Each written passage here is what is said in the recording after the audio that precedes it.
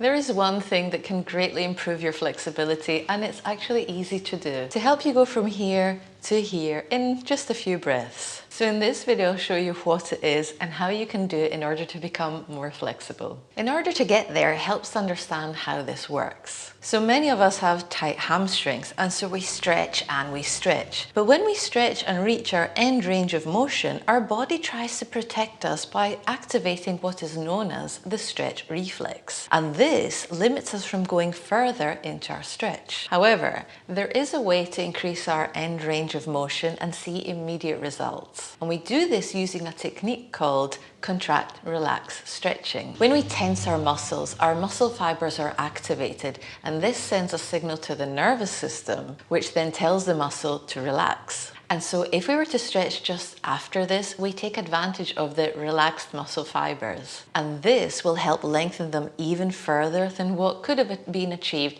through passive stretching alone. This PNF stretching technique uses a process called autogenic inhibition, and it involves a combination of isometric contractions and passive stretching in order to stimulate the sensory receptors in the muscle fibers, which then sends a signal to the brain to initiate the relaxation process. Now, this is something that has been researched rather extensively. This study found that PNF stretching significantly improved hamstring flexibility when compared to static stretching alone. This study found that when PNF stretching was carried out after exercise, it improved hamstring flexibility. And this study found no difference between the effectiveness of PNF stretching and static stretching. So let's see how this works. First, let's do a little range check. Lie on your back, bring your leg up, and take a note of the range of motion that you have. And now we contract and relax. So take a hold of the back of your foot with a strap and stay at your maximum range of motion for about 30 seconds. Then isometrically contract the hamstring